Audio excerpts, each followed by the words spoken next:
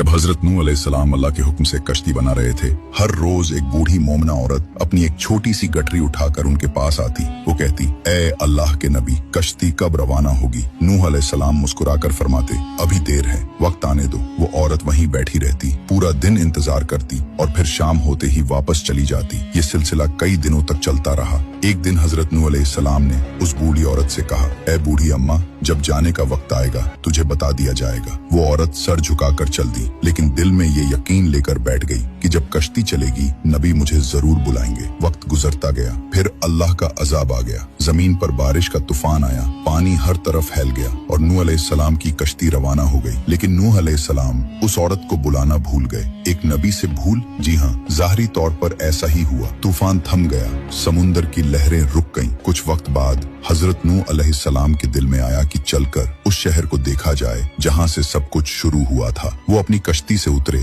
और शहर की तरफ चले। जब शहर पहुँचे तो देखा हर तरफ वीरानी थी, तबाही थी, मगर एक कोने में एक झोपड़ी से रोशनी आ रही थी। एक दिया जल रहा था। नूह अलैहिस्सलाम हैरान हुए, इतना बड़ा तूफान आया, सब कुछ डूब गया, लेकिन ये दिया कैसे जल रहा है? उन्होंने जोर से अल्लाहू अकबर की तकबीर लगाई। झोपड़ी का पर्दा उठा। वही बूढ़ी औरत गठरी उठाए बाहर आई और बड़ी मासूमियत से बोली, या नबी अल्लाह, क्या कश्ती अब तैयार है? चले। नूह अलैहिस्सलाम की आंखें हैरत से फैल गईं। उन्होंने कहा, ए बूढ़ी अम्मा, तुझे कुछ भी पता नहीं चला। बूढ़ी औरत ने सादा दिली से जवाब दिया, क्या नहीं पता चला या नबी अल्लाह? नूह अलैहिस्सलाम बोले, इतना बड़ा तूफान आया, दुनिया डूब गई, बारिशें बरसी, लोगों पर अजाब आ गया और तुझे कुछ खबर नहीं? वो औरत बड़ी सादगी से बोली, या नबी अल्लाह, एक दिन बादल कुछ गरजे थे और हल्की सी फुहार पड़ी थी बस। नूह अलैहिस्सलाम ने आसमान की तरफ देखा और कहा, ए मेरे रब, ये क्या माजरा है? तब अल्लाह ताला ने हजरत नूह अलैहिस्सलाम पर वही नाजिल फरमाई,